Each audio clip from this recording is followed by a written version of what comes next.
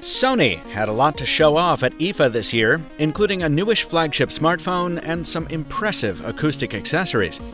But what stuck with me after leaving Berlin was a pair of very peculiar products that made me wonder just what Sony is doing.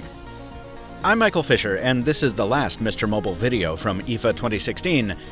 A big Walkman, small phone.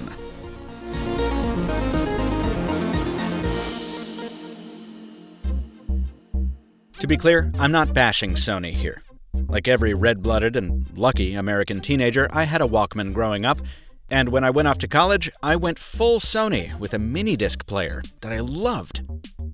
But you know what they say, never go full Sony, man. This is the company's latest bit of extravagance, and it's exactly what it looks like. It's a gold-plated Walkman. It weighs a full friggin' pound. It stores as much music as the highest capacity iPhone. It has dual audio outputs to accommodate the equally elaborate headphones, with their sheepskin ear pads and helix-woven wires.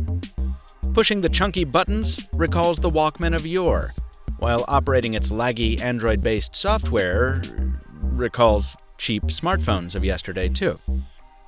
Inside the thing, the analog audio components are separated from their digital counterparts for better interference attenuation, and the copper body itself is meant to reduce magnetic interference. It's the most lovingly crafted music player I've ever laid hands on. And it costs $3,200. The headphones? $2,300. Look, I love aspirational technology. I even love stunts done just for the sake of proving a point. And for a tiny sliver of consumers with good enough ears and a willingness to back up the money truck for a Walkman, this thing is probably appealing. But luxury technology isn't my bag, and my ears, frankly, aren't good enough to discern the probably amazing sound this thing puts out. So I wandered over to the smartphone side of the Sony booth, where I came upon a murder scene. See, Sony used to hold a special place in my heart as the last phone maker who did small phones right. While many manufacturers build miniature versions of their flagship phones, they almost always hobble the specs in the process and make them worse. With the Compact series, time and time again, Sony shrunk down its full-size flagships to a manageable footprint and left almost all of the high-end specs intact. The result, most of the time, was a small phone that was still a great phone. Not anymore. The X Compact continues a slide that you could argue started with the Z5 Compact. It's small, yes, and its camera packs impressive features, but make no mistake, it's a compromised compact. The processor driving it is a Snapdragon 650, not the high-end 820 of its bigger sibling. And the water resistance that's characterized high-end Sony phones for years is gone too. Even more damning, the buttons are chintzy, and the metal-backed construction of the XZ didn't make the jump to the X Compact.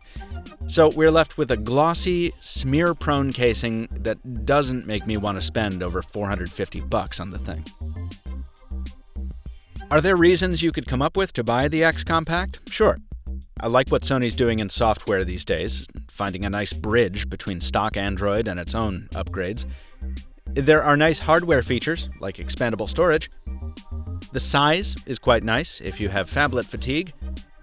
And if the camera is anything like the one in the XZ, you'll probably have a good time with it. I didn't get to spend time with the XZ, but my colleague Alex Doby did. His Android Central review is linked below. Point is, you can justify anything if you hedge hard enough. And look, if Sony stuff is your passion, I'd never tell you to take a pass. Go for it.